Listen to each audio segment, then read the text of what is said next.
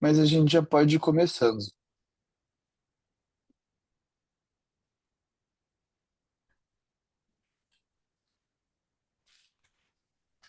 Quando estiver pronto, pode ir.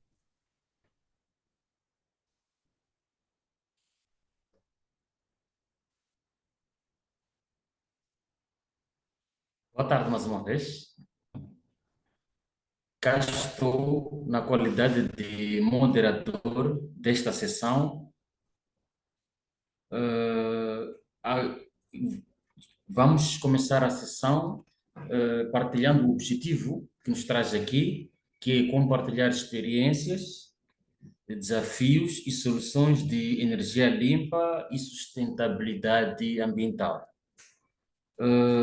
Aqui teremos três oradores: Camilo Sitoi, da Colima, Moçambique; Clara Tripodi, Just a Change, de Portugal; e Tayane Belém, da Litro de Luz, do Brasil.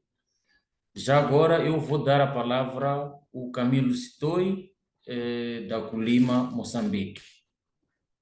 Tenha a palavra.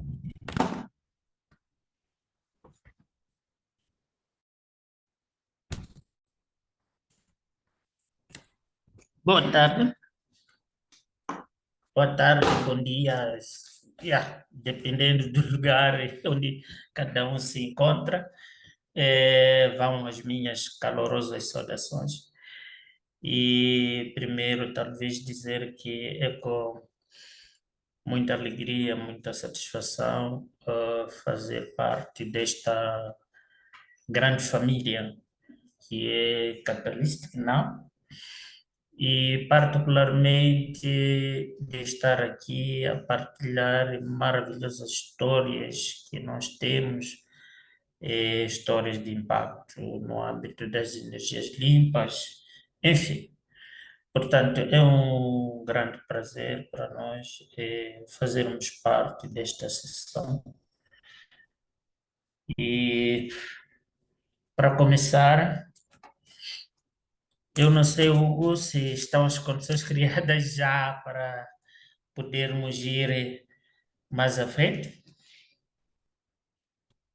Sim, claro. Eu vou só, se não se importa, Camilo, eu vou só fazer uma apresentação rapidinho sobre o que que é o Catalyzing Change Week e mostrar um videozinho sobre o nosso segundo dia, sobre o tema do nosso segundo dia.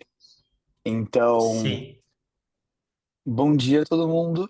Obrigado por estarem aqui. Meu nome é Hugo Bordaz, eu sou coordenador de capítulos lusófonos do Careless Now, e é um prazer ter esse envolvimento tão grande entre países lusófonos. A gente tem membros, então, aqui de Portugal, de Moçambique e do Brasil, nessa troca de experiências sobre energias limpas e sobre como essa sustentabilidade consegue mudar vidas. E esse é um pouco também o tema do nosso segundo dia da Catalyzing Change Week. Vai ser a semana inteira. A gente tem mais de 1.000 pessoas, 1.000 speakers, falando em mais de 180 sessões sobre diversos temas. E hoje, justamente, a gente está falando sobre clima, água, inovação intergeracional, cidades e vida, bem-estar de vida. Então, eu vou só mostrar um videozinho de abertura. Eu devo estar compartilhando meu som, acho que vocês conseguem escutar. Opa, aqui. Welcome to day 2 of Catalyzing Change Week 2025. The future of our planet depends on choices we make today. That's why today we are focusing on planet well-being and water justice, intergenerational innovation, and the future of our cities and livelihoods. In 2024, the damage bill from climate-related events was 1.4 trillion US dollar. The projected economic losses due to climate change by 2025 will be over 12.5 trillion. And over 2 billion people will face life-changing risks from climate change. Innovators are finding new ways to protect ecosystems, respond to urgent crises, and secure safe, sustainable access to the world's most vital resource. Today, you will meet climate innovators, water justice advocates, city planners, livelihood creators, and young leaders working side by side with experienced voices. This is a space to share solutions, learn from best practices, and imagine how communities can thrive in the face of change. Welcome to the session presented by Catalyst Now.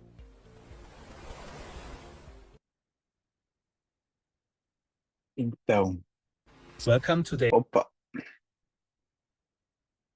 Ai.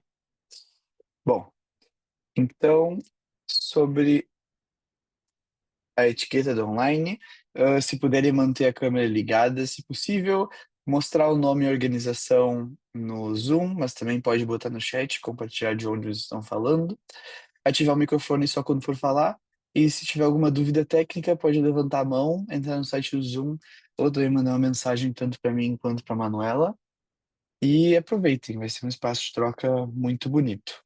E agora passo de novo a palavra ao Camilo, obrigado pelo momento de partida.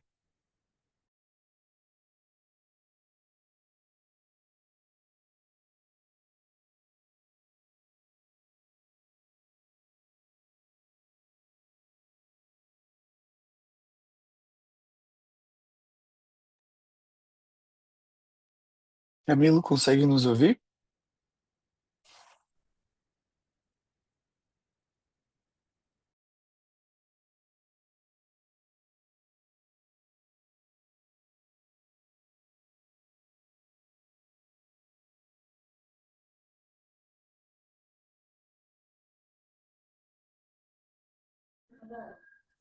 Sim, boa tarde.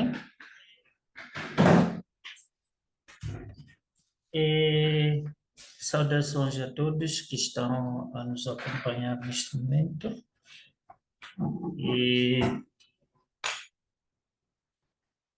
E muito obrigado pela oportunidade que Catalyst Now nos proporciona através de Catalyst Change Week. Portanto, meu nome é Camilo Sestor, eu sou colaborador da Clima e estou cá, de facto, para apresentar o trabalho que a gente faz e partilhar essas nossas experiências. Primeiro, importa eu falar da própria Clima, que, como pode ver, Clima é uma organização da sociedade civil que existe já há bastante tempo, desde 85, por aí, e que está a operar aqui em Moçambique, em todo o território nacional, com representações, de facto, a nível das províncias. E também está focalizado a um trabalho com as comunidades menos favorecidas, ditas marginalizadas, nesse caso, para um desenvolvimento coletivo em todas as áreas, seja na agricultura e outras. E podemos seguir.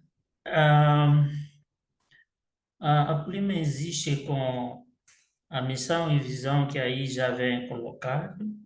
Talvez é só reforçar que o objetivo final, que é a missão, é vermos as populações alcançar um determinado bem-estar social. Essa é que é a nossa missão fundamental, numa visão que nos,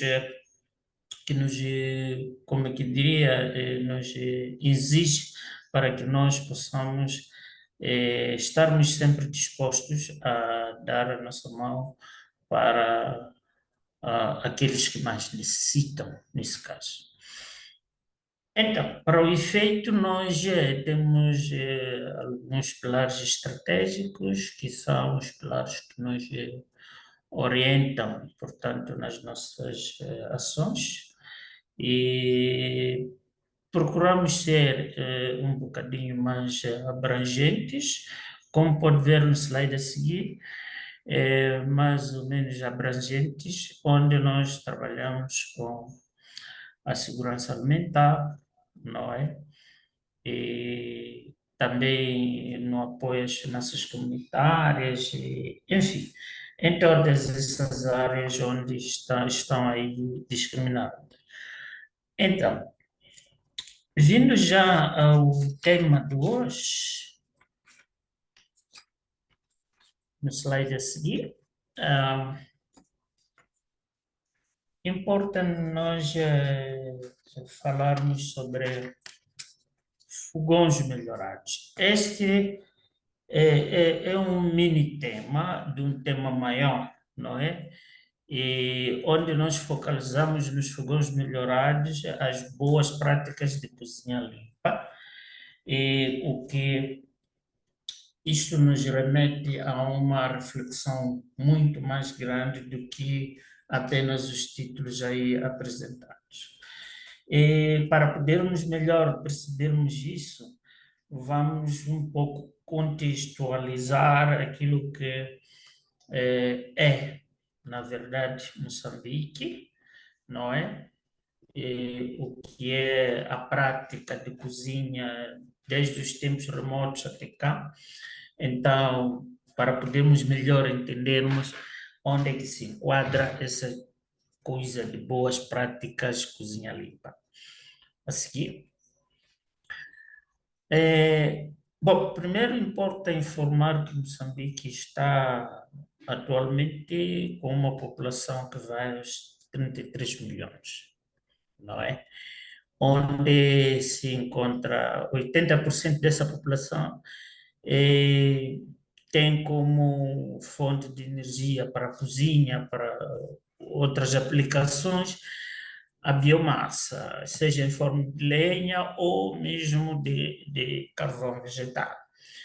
Então, a partir daqui já dá para perceber qual é a pressão que existe sobre os recursos florestais para a satisfação das necessidades de cozinha e outras desta população.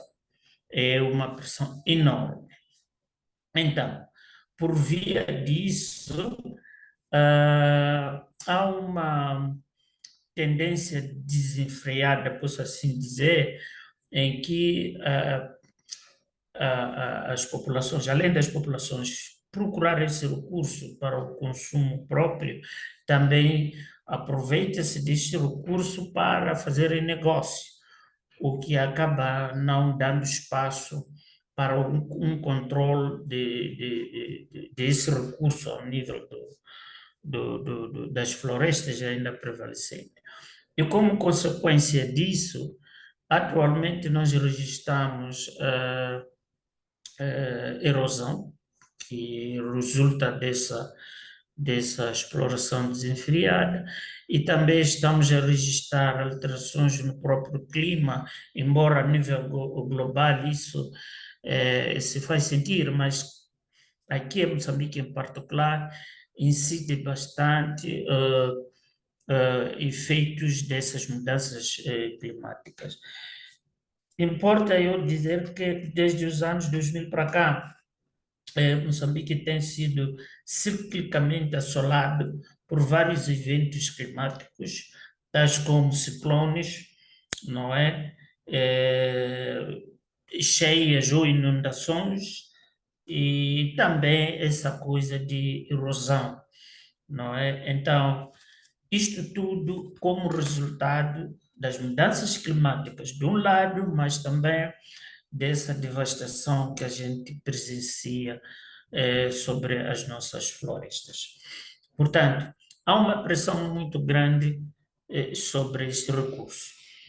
Para minimizar esta situação, a Coima, em 2017, engaja, de fato, num programa muito grande que foi denominado Empowering Community, que é o empoderamento comunitário, onde o grande trabalho que se pretendia ou que se pretende fazer é fornecer formas alternativas de cozinha que podiam minimizar o consumo deste recurso, de um lado, mas também proporcionar aos utilizadores das cozinhas umas práticas inovadas que possibilitasse com que o utilizador não servisse também de um chaminé, porque as nossas cozinhas tradicionais não tinham nenhuma forma, digamos assim, que economizasse o consumo da biomassa, de um lado, e do outro lado tinha muita fumaça, não é? Que acabava criando problemas para a saúde dos utilizadores. Então, através deste programa, introduziu-se em 4 províncias do sul de Moçambique, onde uma das províncias é do centro, esse programa Empowering Community, para a instalação de fogões melhorados nas comunidades previamente selecionadas. Agora, como é que se tornou possível, portanto, a realização dessas atividades ao nível dessas províncias? O que se colocou como o contexto local, como se diz. Na verdade, o que aconteceu é que, dentro desses distritos previamente selecionados, haviam nesses lugares recursos necessários para a implementação do programa, que é a existência de argila em abundância, embora haja escassez de lenha, e também havia recursos como água para poder se produzir os fogões nas famílias. Então, neste processo a seguir, cerca de 2.000 famílias ficaram beneficiadas desses fogões, e veja que a componente obrigação de ter uma cozinha coberta para ter o fogão permitiu com que muitas famílias começassem a construir cozinhas fechadas. E permitiu também que criasse um espaço, porque tratava-se de uma exigência, criasse um espaço de cozinha em condições higiênicas adequadas. As pessoas passaram a ter essas práticas. E, no meio disto, o objetivo que tinha este programa, ou que tem, era de fortalecer as comunidades para que elas pudessem ganhar alguma resiliência face às mudanças climáticas, face também à escassez desse recurso que usam para a cozinha, e face também às próprias que possam advir das mudanças climáticas. Uma forma de adaptação à nova realidade que começava a se mostrar. Então, para esse efeito, não bastava apenas o fomento de fogões melhorados. Era preciso também introduzir outras atividades que pudessem acompanhar as mudanças em que as comunidades estavam a ser sujeitas. Para o efeito, introduzimos, em paralelo com os fogões, a criação de grupos de poupança, e também criamos comitês de gestão dos recursos naturais, e também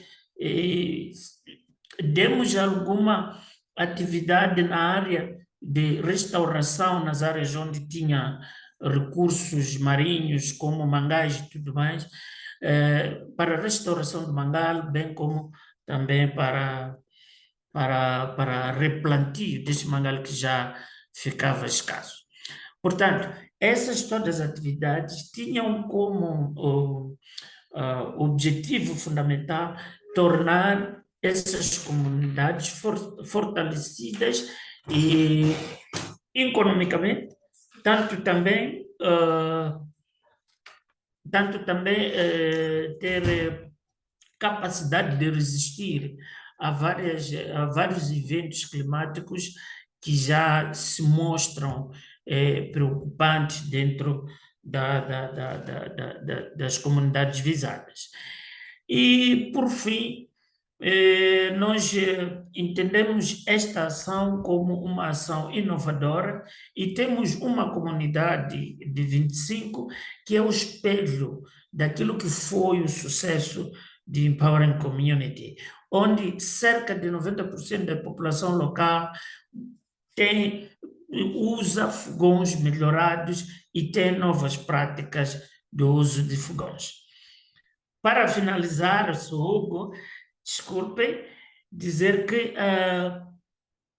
nós, neste momento, e já vai terminar já o Empowering Community, mas é agora que já outras comunidades circunvizinhas e outras também que o conheceram e tiveram essa informação, manifestaram a vontade disto chegar às suas comunidades. Pronto. Contudo, as limitações que nós encontramos faz com que não consigamos avançar, daí que procuramos, junto com o governo, junto com outros, parcerias que possam nos permitir darmos a continuidade nessa grande atividade. E, para finalizar, muito obrigado a toda a audiência. Obrigado, Camilo, pela bela apresentação. Referir que a energia limpa contribui para a qualidade de vida da população. E todas essas experiências, práticas e exemplos que aqui se referiu vão nos ajudar a ter uma ideia ampla sobre o que está a acontecer em cada região, em cada país. Agora, eu devo vos apresentar a Clara, que representa a Just a Change de Portugal, para poder tecer a sua apresentação nesta bela sessão. E tenha bondade. Obrigado. Boa tarde a todos, espero que me estejam a ouvir bem e obrigada por ter-nos aqui hoje nesta fantástica sessão. O meu nome é Clara e eu represento aqui hoje o Just a Change, sou responsável para fundraising e parcerias públicas aqui no projeto, mas hoje venho aqui representar o nosso projeto que é um projeto que nasce em 2010, tem como missão acabar com a pobreza habitacional em Portugal. Peço aqui para avançarmos com os slides, faz favor, e vamos começar logo no próximo slide com um pequeno vídeo, porque decidi trazer aqui um exemplo, que é o exemplo do Sr. Bica, no sul de Portugal. É um caso onde nós renovamos e reabilitamos a casa desta pessoa no ano passado, e também porque achei que os nossos beneficiários, como são o centro da nossa missão, também são as melhores pessoas para poder ver o impacto que tentámos criar. Então peço aqui a ajuda para poder mostrar o vídeo também, se faz favor. Eu já botei o. Pode compartilhar a tela se tu quiser já. Tá tudo Ok. certo. Então, se calhar vou partilhar esta aqui. Só um segundo. Oi. Estou aqui com 2 ecrãs, é sempre mais complicado.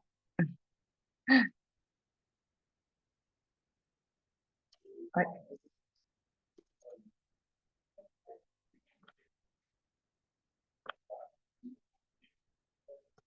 Só um segundo. Estão a ouvir também o meu áudio? Isto não sei. Se calhar. Não sei, acho que quando começar, talvez diga. Não. Ok, vou voltar a compartilhar. Acho que há uma opção sobre o áudio. Isso. Ali do lado tem sound, Compartilhar share o sound. som. Exatamente. Diga-me o seu nome. António Maria Gonçalves Ubica.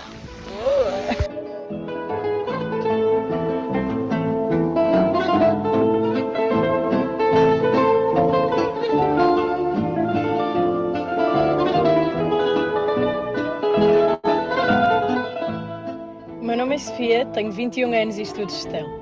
Conheci o Just porque estava à procura de um voluntariado para fazer com a minha irmã e o Just parecia o desafio ideal.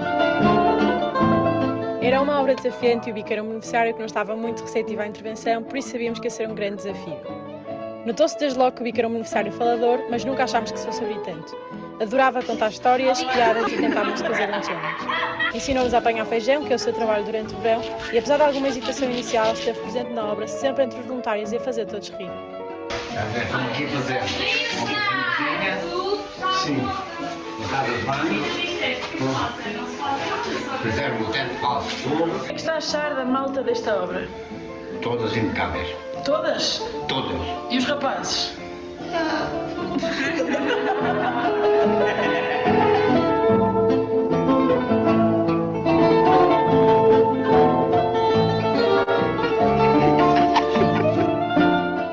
A nível de obra, fizemos uma casa de banho e uma cozinha de raiz, reparámos e pintámos as paredes, substituímos a caixaria, pusemos isolamento térmico no teto e capote em todo o exterior da casa, com o objetivo principal de melhorar a casa a nível de eficiência energética. Estou a achar muito bem e que continua a fazer algo a favor do bem.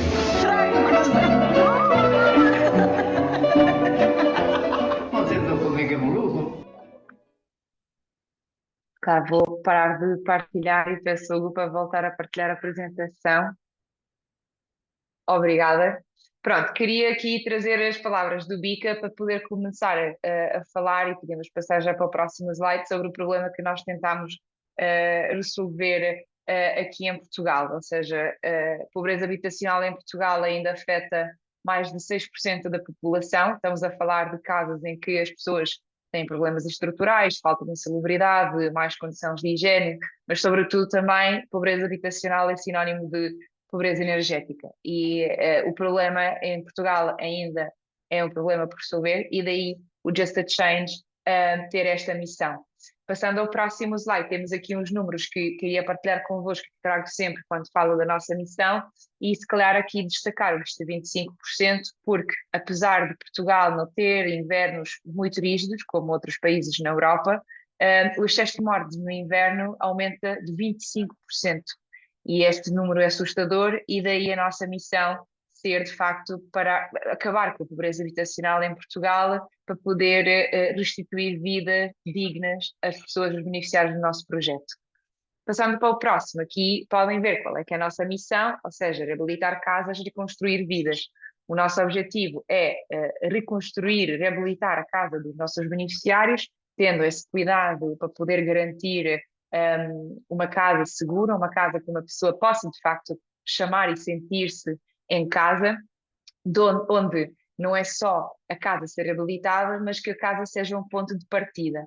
Trago aqui uma fotografia no próximo slide, que é uma das casas em que nós intervimos, mesmo no início do nosso projeto, uma casa em Óbidos, isto para mostrar-vos aqui a diferença entre o antes e o depois da nossa intervenção, que não é só nas paredes, ou seja, o nosso objetivo é que este antes e depois seja também um momento marcante, um momento de início para os nossos beneficiários. A ideia é que esta reabilitação é um novo início, uma nova oportunidade. Estamos a falar de pessoas, de beneficiários em que nós, pronto, intervimos, que são pessoas que vivem sozinhas, famílias monoparentais, são pessoas que não têm recursos, que não têm literacia para poder chegar a uma possibilidade que é reabilitar a própria casa. E daí o Just a Change existir e ter desenvolvido ao longo dos últimos 15 anos uma metodologia que consegue, de facto, transformar a vida destas pessoas. Passando para o próximo slide, temos aqui a metodologia que temos desenvolvido, ou seja, o Just a Change é uma organização sem fins lucrativos que tem desenvolvido metodologia de multi-stakeholders, ou seja, nós trabalhamos com diferentes setores, desde o setor privado, o setor público e a sociedade civil, e em cooperação com estes três setores, reabilitamos e reconstruímos a vida das pessoas. Trabalhamos, por exemplo, com o setor privado, ou seja, empresas que nos ajudam não só com financiamento, mas também com voluntariado corporativo nas nossas ações. Trabalhamos com o setor público, porque os municípios e o setor público é, com certeza, o setor que sabe melhor qual é que é o problema, não é? O problema da pobreza habitacional no próprio território. Portanto, as primeiras pessoas a que nós vamos bater portas são os municípios, e sociedade civil, porque fazemos isso tudo com o apoio dos nossos voluntários, as pessoas, como puderam ver no nosso vídeo, que fazem a reabilitação acontecer, são os nossos voluntários. Como óbvio, temos técnicos e pessoas experientes na obra, mas estas pessoas experientes, esses técnicos, formam os voluntários que dedicam o próprio tempo a pôr mão na massa, literalmente pôr mão na massa e ir a construir casas. Portanto, a metodologia vai nestas 4 fases. A primeira é a sinalização, portanto, mapear a pobreza habitacional em Portugal, tentar perceber onde é que é a necessidade de nós intervirmos. Aqui trabalhamos imenso com os municípios. Uma vez que temos os casos sinalizados, temos feito as visitas, temos analisado o que é preciso, mobilizamos os recursos, portanto, trabalhamos com empresas e com parceiros locais para poder recolher todos os recursos necessários, desde materiais até os recursos em termos de voluntários que nós precisamos para chegar ao terreno. Uma coisa importante que quero aqui mencionar é esta mobilização, para nós, é muito importante que seja focada como um reinvestimento na economia local, ou seja, muitas vezes nós recebemos investimento dos municípios, a ideia é reinvestir este investimento no território do município, portanto, mobilizar parceiros locais, empresas locais, voluntários locais, de forma a criar um círculo e de fomentar aqui a economia local. Reabilitar, que é a fase que eu digo sempre, onde a magia acontece, portanto, quando vamos durante estas semanas reabilitar as casas dos nossos beneficiários. Aqui também deixar uma nota que o nosso objetivo, como puderam ver também do vídeo, é incluir os nossos beneficiários no processo de reabilitação, ou seja, sempre que for possível, o beneficiário fica connosco ao longo da reabilitação para poder envolvê-lo e também responsabilizá-lo do que é que está a acontecer na própria casa e na própria vida. E no fim é acompanhamento, ou seja, sabemos muito bem que a pobreza habitacional é só um dos problemas que os nossos beneficiários enfrentam. A casa pode ser o início de uma nova mudança e daí a necessidade de acompanhar esta mudança, ou seja, mobilizar recursos locais mais uma vez e também a nossa comunidade para poder dar apoio constante e a longo prazo aos nossos beneficiários. A casa é o início e, portanto, daí temos muito mais desafios a resolver.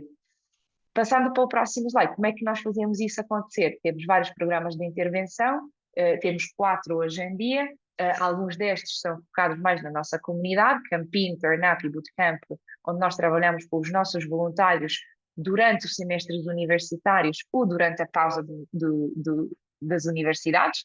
E depois temos o modelo All-in, que é o modelo de negócio, onde nós trabalhamos com empresas, portanto, onde há aqui uma atividade de team building com as empresas e onde as empresas investem em ter os próprios colaboradores a reabilitar uma instituição, portanto, estamos aqui a falar de obras um bocadinho mais leve, mas que têm na mesma um impacto muito grande na vida das pessoas que vivem e trabalham nestas instituições. Portanto, aqui essa ideia de intervirmos. Passando para o próximo, estou quase a acabar o meu tempo, mas aqui temos o impacto que temos criado até o dia de hoje.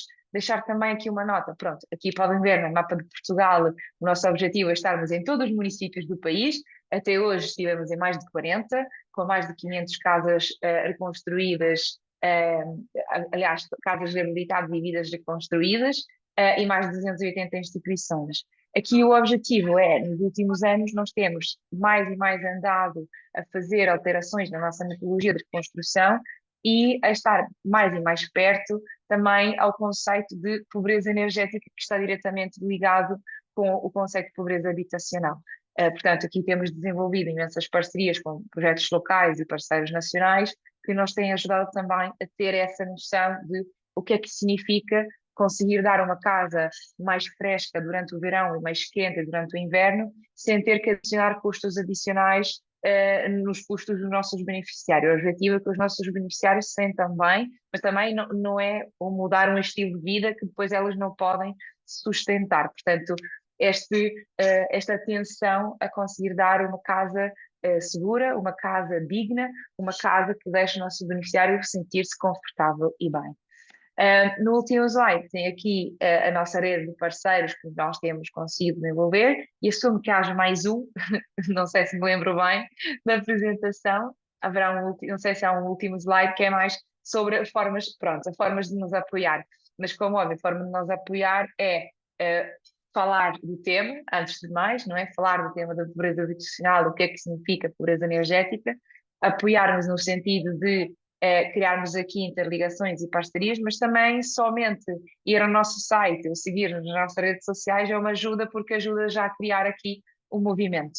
E, portanto, esta aqui é a mensagem que eu queria trazer-vos hoje e também a mensagem do nosso Senhor Bica, que acho que também era muito importante levar aqui esse evento.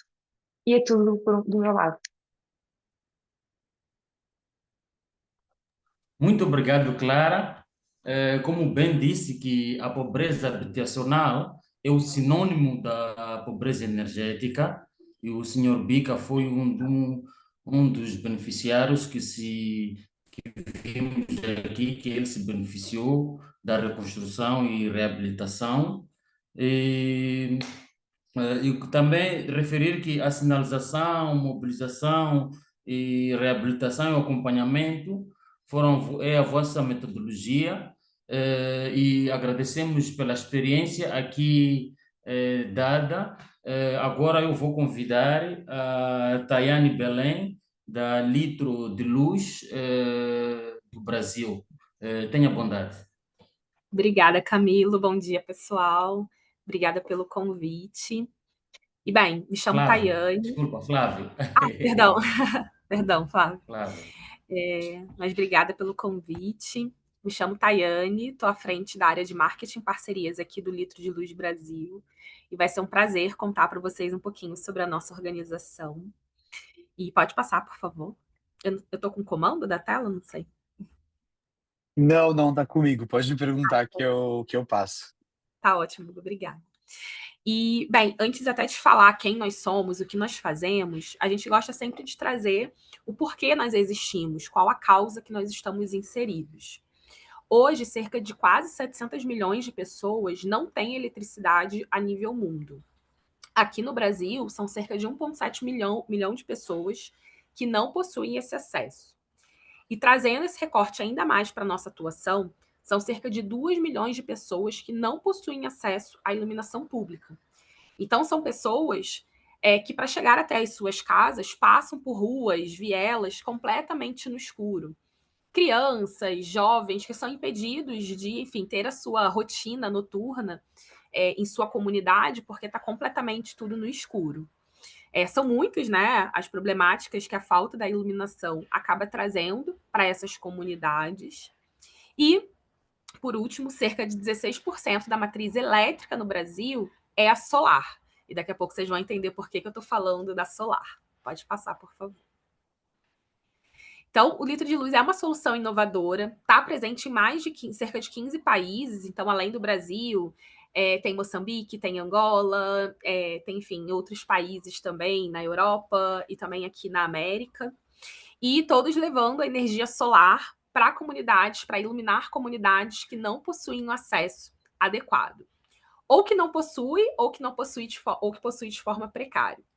E tudo isso através de materiais muito simples, que eu vou mostrar aqui para vocês daqui a pouco. E o nosso conceito é um conceito que a gente não leva nada pronto. A gente leva tudo desmontado e a comunidade é que constrói junto com a gente.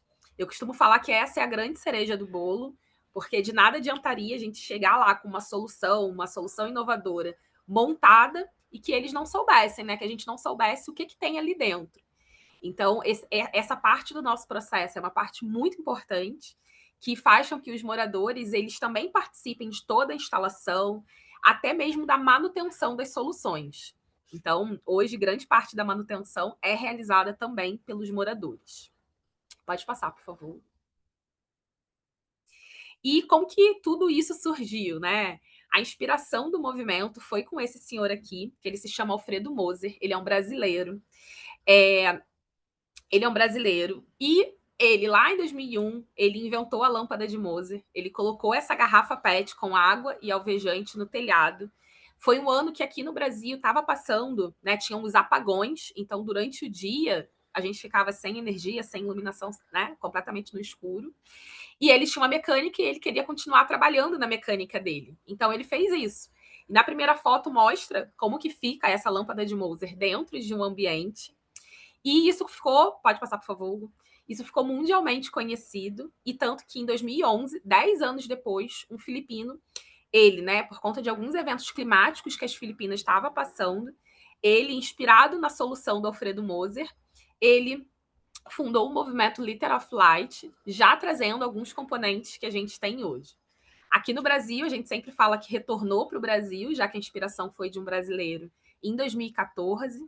Ao longo desse tempo, já instalamos cerca de 5 mil soluções com os moradores e já impactamos cerca de 35 mil pessoas em cerca de 140 comunidades em todo o Brasil.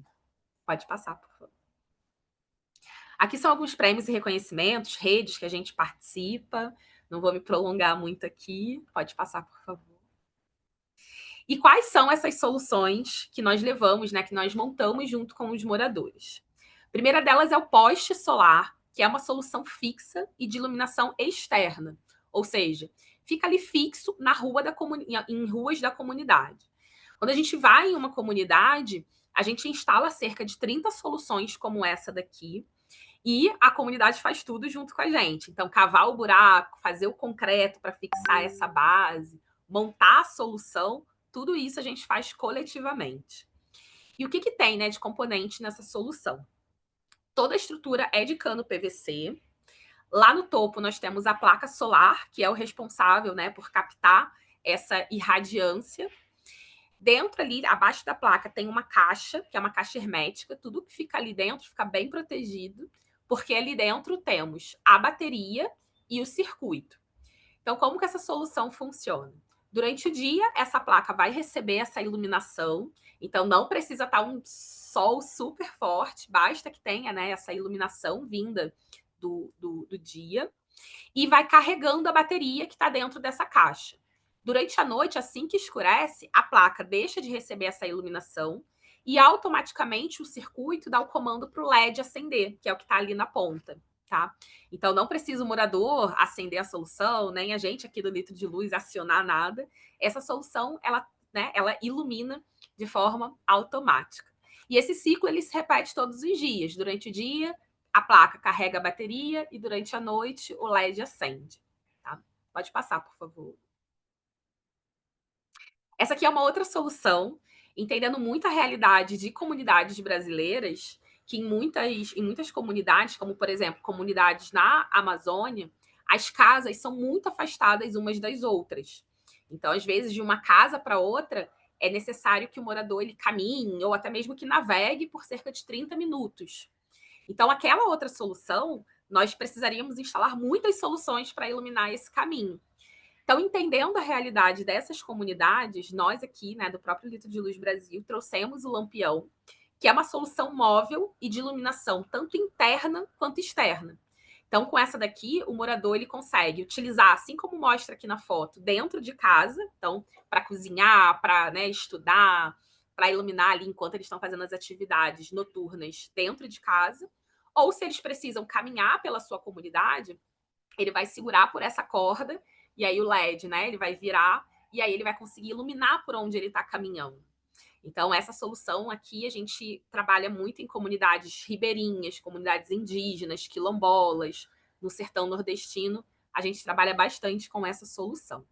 Os componentes são basicamente os mesmos também. Aqui a gente só tem duas diferenças. A placa não fica fixa na solução, até para facilitar essa mobilidade. Então, durante o dia, cerca de 3 a 4 horas, o morador vai lá, desenrola o fio que está na placa, conecta no lampião, tem uma entrada específica, carrega, e esse lampião ele funciona por cerca de 12 horas. E o lampião, ele sim tem um botão. Então, quando o morador quer usar, ele vai apertar o interruptor e quando ele vai, né, se recolher, ele apaga e utiliza no próximo dia. Tá? Pode passar, por favor. E como eu comentei lá no início, muito, né, a solução, as nossas soluções, eu sou suspeita de falar, mas as soluções elas são maravilhosas, mas nada seria possível se não fosse a metodologia que a gente aplica nas comunidades. Então, essa metodologia própria, ela se chama Nosso Jeito. Um daqueles prêmios foi um prêmio da Fundação Banco do Brasil para a nossa metodologia de engajamento social. E essa metodologia aqui eu poderia ficar, né, muito tempo falando para vocês sobre ela, mas eu vou trazer aqui um resumão. E ela contempla 3 macroetapas. Nesse azul mais escuro é o nosso pré-ação, que dura cerca de 3 meses. Nesse azul intermediário é a nossa ação. Eu diria que é o grande dia que nós vamos montar as soluções e no final do dia a comunidade estará iluminada. E uma parte muito importante que é o nosso pós-ação, que tem uma duração de 5 anos. Então, a gente fica lá 3 meses engajando essa comunidade, indo vários finais de semana. Então, é o momento ali que a gente se apega naquela comunidade, se apega em todos aqueles moradores. Nós formamos também, nesse período, nós formamos um grupo de moradores que nós chamamos de embaixadores, para que eles nos representem quando a gente não estiver mais lá. E eles são treinados para a parte técnica. Então, se um LED queima, se um circuito não está funcionando, eles vão saber, né, fazer qualquer tipo de correção. Quando eles não conseguirem, aí sim eles levantam a mão e pedem, né, o nosso auxílio. Então, dura ali cerca de 3 meses. Por exemplo, nós temos 2 ações que vão acontecer em dezembro. Uma no Maranhão, que fica no Nordeste, e uma outra em São Paulo, que é na região Sudeste do Brasil. Então, nesse momento, nós temos esses dois, né, essas 2 comunidades. A gente está fazendo esse engajamento para aí sim, lá em dezembro, fazermos a ação. E aí, quando termina a ação, a gente não diz um adeus para essa comunidade, a gente diz um até logo, que a gente vai manter ali um contato para mensuração de impacto, para todo apoio na manutenção e para formar essa grande rede de embaixadores também. Tá? Então, é isso. Pode passar, por favor. Então, aqui são alguns impactos, né, que a gente foi vendo ao longo do tempo. Esse slide também aqui, eu poderia ficar horas e horas falando para vocês de vários impactos, mas eu quero priorizar os 2 primeiros, tanto, né, o laboradora que está com o Lampião estudando, que ela falou que agora com o Lampião eu consigo estudar à noite. Essa moradora é uma professora da Amazônia, da região norte do Brasil. É uma das regiões que mais carecem, né, que mais tem a necessidade de receber a iluminação, a rede elétrica. E essa professora, ela, né, com o Lampião, ela conseguiu estender o horário dela ali de trabalhar, de estudar, e ela se inscreveu em uma premiação e ela foi premiada. E quando ela retornou para a gente, ela falou: isso só foi possível graças ao Lampião e eu ter conseguido estudar também no horário noturno. Então a gente vê, né, o poder da iluminação na educação, na saúde, na geração de renda, na saúde em atividades muito simples. Então, esse último também aqui, que tem uma criancinha, né, com algumas velas, foi um morador que virou para a gente também, de uma comunidade ribeirinha, e ele falou: olha, só com a vela a gente tem muito medo do engasgo. E a gente não entendeu, a gente pediu para ele explicar mais, e ele falou que como eles são uma comunidade ribeirinha, eles se alimentam muito da pesca, do peixe. Então, eles não enxergavam muito bem e engoliam muitas espinhas que, enfim, né, ficavam atravessadas, e aí eles tinham que correr para o posto médico. E eles falaram que agora, com o Lampião, eles conseguiam comer sem ter nenhum problema. Então, algo muito simples para a gente, né, que a gente tem a iluminação, tem a energia, são atividades muito simples, mas que para quem não tem a iluminação, isso realmente transforma como um todo ali a sua vivência. Tá? Pode passar, por favor. Então, aqui são, né, também deixei aqui algumas formas que qualquer pessoa tem como ajudar o Litro de Luz. Nós temos um corpo de voluntários muito grande, hoje são cerca de 200 voluntários em todo o Brasil. Eu conheci o Litro de Luz, eu entrei como voluntária lá em 2019, hoje eu faço parte do time contratado. Então, quando o bichinho ali do terceiro setor pica a gente, é quase que uma ida sem volta. Então, quem quiser também participar, a gente abre o nosso processo aqui no Brasil, no caso, uma vez no ano, indicando uma empresa também. Então, muitas parcerias, muitas dessas ações que a gente faz é através de parcerias com empresas e também indicando uma comunidade. Então, se, né, quem conhece uma comunidade que tenha necessidade, também pode super nos indicar. Então, lá no nosso site, depois eu vou deixar o link aqui, vocês conseguem, né, todos esses processos vocês conseguem também falar por lá. Pode passar, por favor. Aqui são alguns parceiros, como eu comentei, né? Muitas das parcerias que a gente faz são as empresas que fazem esses investimentos. Então, empresas como Salesforce, né? Que talvez fora do Brasil vocês conheçam também. Enfim, diversas empresas. Temos algumas empresas também que fornecem serviços pro bono. Pode passar, por favor.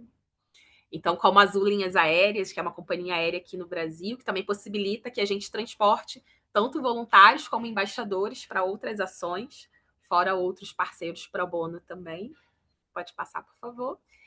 E era isso. Muito obrigada por esse espaço, por falar um pouquinho sobre o Litro de Luz para vocês. Quem quiser seguir, tanto no Instagram, como estamos presentes em todas as redes sociais, para conhecer um pouco mais do nosso trabalho, fiquem à vontade. E é isso, super obrigada. Muito obrigado, Tayane. Referir que a energia solar não emite poluentes na atmosfera, não apresenta fatores que prejudicam a natureza e contribui para a sustentabilidade do planeta.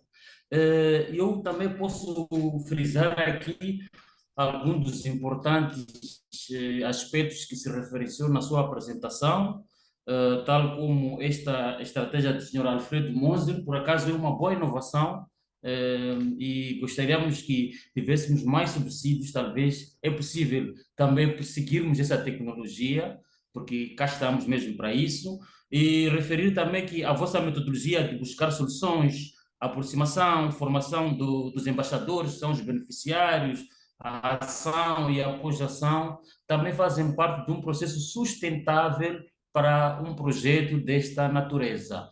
Hugo, é contigo. Muito obrigado, Flávio.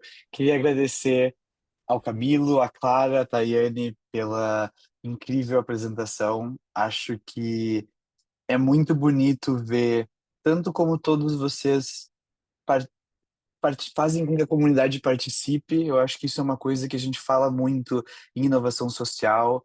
Ontem, inclusive, a gente teve um outro evento com o pessoal sobre Brasil e África, e uma das panelistas falou uma frase que ficou na minha cabeça, que é que nem toda inovação é inclusiva.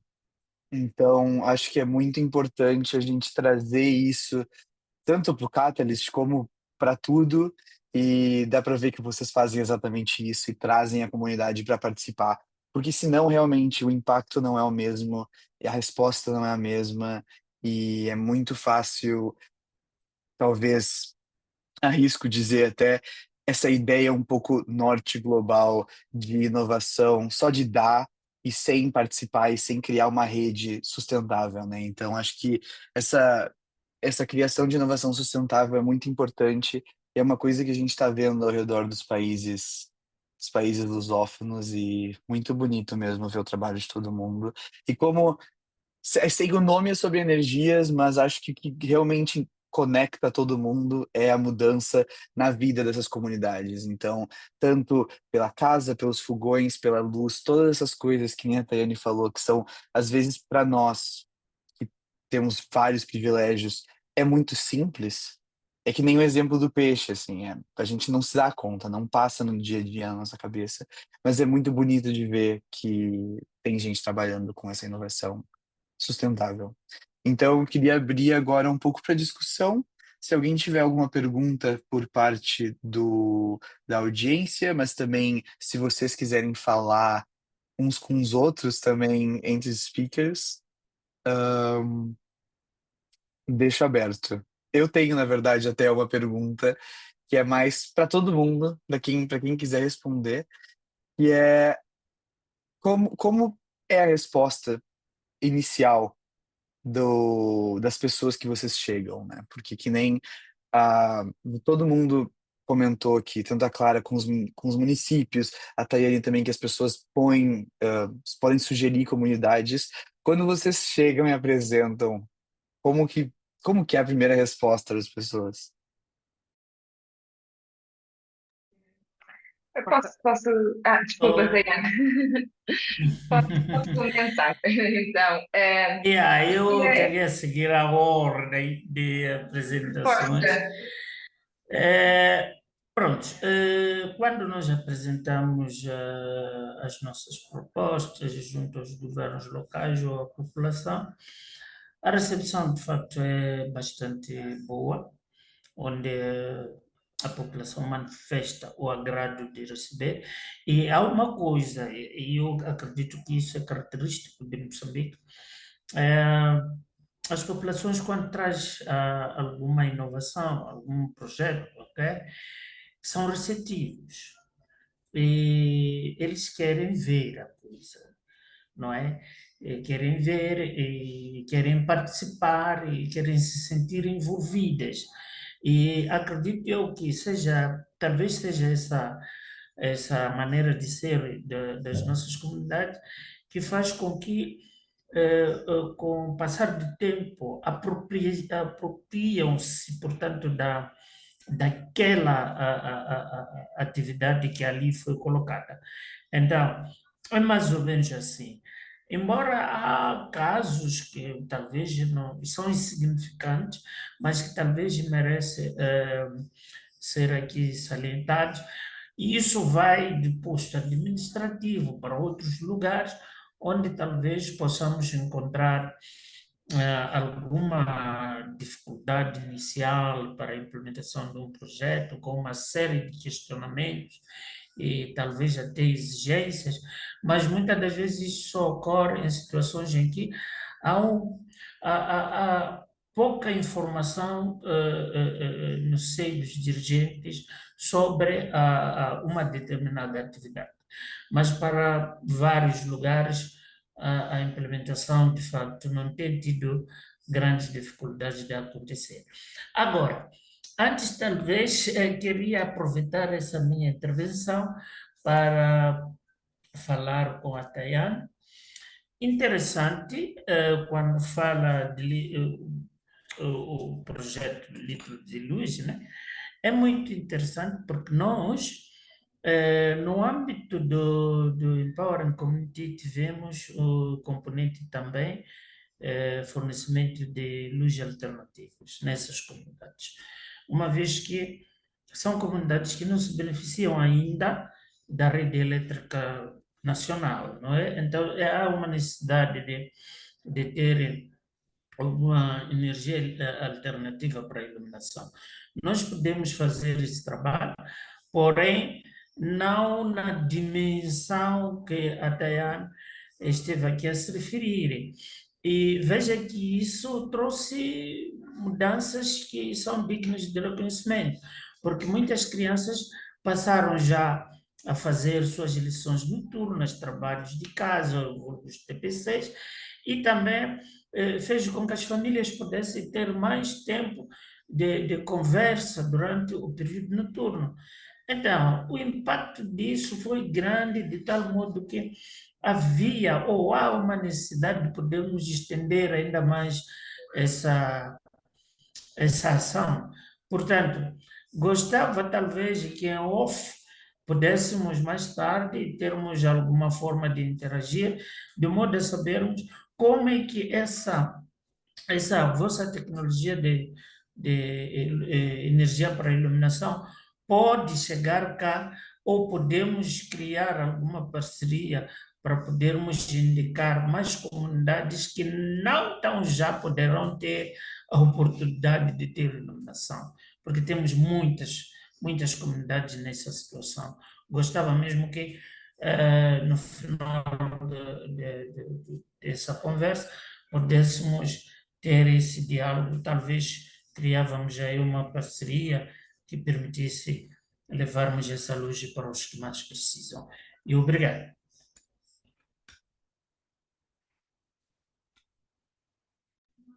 Tayane, não sei se quer responder, aproveitar esta ligação, eu posso ficar por último, sem problema. Tá ótimo, claro, obrigada. Mas, bem, é muito bom te ouvir, né, comentar sobre isso, Camilo. Hoje, a nossa atuação, como eu comentei, é só no Brasil. A gente teria que ver, né, enfim, se tem também outros países também que poderiam te apoiar um pouco mais à frente. Mas, caso não, acho que isso não impediria a gente de apoiar vocês, né, também nessa questão. Hoje, a nossa atuação é mais no Brasil exatamente por isso, por ter, né, litro de luz em outros países, então talvez a gente possa te conectar, mas a gente fica totalmente à disposição. Depois eu posso te mandar os nossos contatos para a gente se falar. E respondendo ali a pergunta inicial do Hugo, a receptividade das comunidades é sempre muito positiva, né, no nosso caso aqui. Então, acho que eu tenha conhecimento, só teve uma comunidade que realmente não quis receber o litro de luz. Era uma comunidade quilombola, eles queriam manter as origens, eles não queriam realmente. Então tá tudo bem, é isso, é sobre, né, nosso trabalho, ele não é um trabalho imposto, não é a nossa intenção, mas acho que de 95% é um trabalho construído muito com as comunidades elas se jogam muito nisso junto com a gente, é muito bonito de se ver.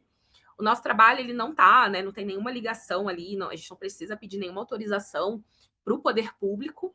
Alguns parceiros, né, algumas empresas, eu acho que mais por questão de política, de boa vizinhança, às vezes pedem que a gente emita, né, a comunicação, seja para, né, o órgão regulamentador, mas também nada impede da gente seguir. Pelo contrário, já teve prefeitura de municípios que, quando a gente foi, né, enviar a notificação, eles mandaram uma lista de outras comunidades que não tinham a iluminação, né, não tinham recebido ainda o acesso. Então, às vezes o que acontece é isso, a gente receber comunidades que ainda não receberam a regularização, né? Mas é um trabalho, assim, acho que feito muito em conjunto com a comunidade, até porque quando não tem como fazer em conjunto com eles, a gente não consegue atuar naquela comunidade. Então é uma receptividade ali muito grande. Mas é isso. Pronto, no nosso caso, acho que aqui a receptividade divide-se entre os beneficiários e os stakeholders que nos ajudam a implementar o projeto. O lado do beneficiário, muitas vezes positivo, muitas outras também não tanto positivo, e isso sobretudo em casos específicos de, estou a pensar, pessoas idosas, pessoas pronto, já com 80, 90 anos, que já são pessoas acostumadas a viver em condições de pobreza habitacional desde sempre e que veem a mudança como algo negativo, ou seja, sair da própria zona de conforto. E aí, daí ter essa fase de acompanhamento, ter aí muitas mais entidades envolvidas, porque não é só entrar na casa de uma pessoa, fazer uma reabilitação e sairmos, mas é explicar a importância dessa reabilitação, é explicar porque é que é importante ter uma canalização em casa se esta pessoa nunca teve água na própria casa, porque é que é importante ter um fogão com segurança se esta pessoa sempre cozinhou num fogão de campismo, ou seja, é fazer mesmo este processo de quase alfabetização do porquê que é importante ter uma remodelação na própria casa. Quais são os efeitos que isto vai criar e qual é que é o conforto que vai gerar na vida de uma pessoa. Portanto, muitas vezes temos beneficiários que são super conscientes das próprias condições e que querem mudar, mas que não têm possibilidades de mudar. Do outro lado, temos pessoas que já estão muito habituadas ao próprio estilo de vida e que é difícil, desde o início, mostrar o porquê. Então, temos que fazer algumas conversas do género, vamos lá e fazemos só o telhado, mas depois não é só o telhado, se calhar depois de 2, 3 dias, então bora fazer as paredes, então que tal a canalização? É uma conversa que vai andando ao longo do processo. Stakeholders, isto depende muito das prioridades, claramente, do parceiro do outro lado.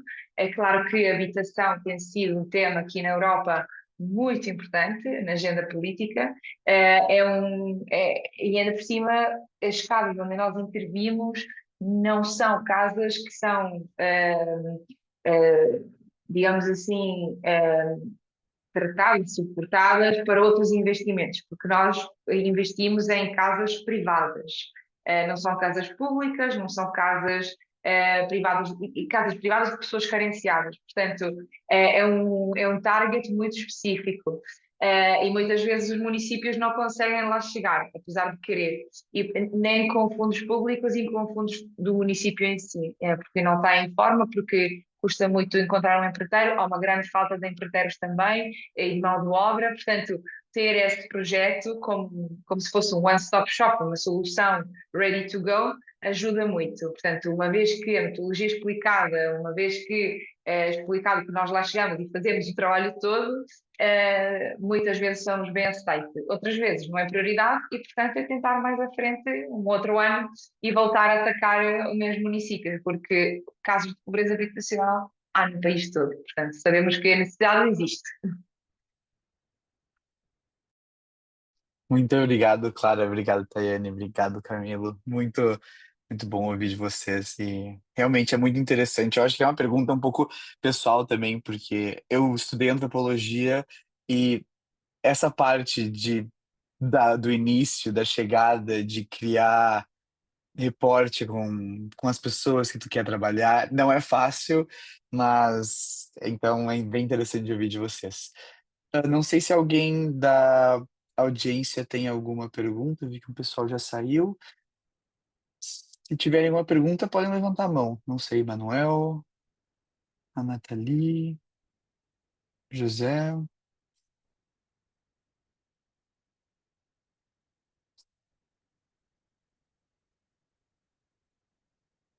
Bom, então acho que foi isso.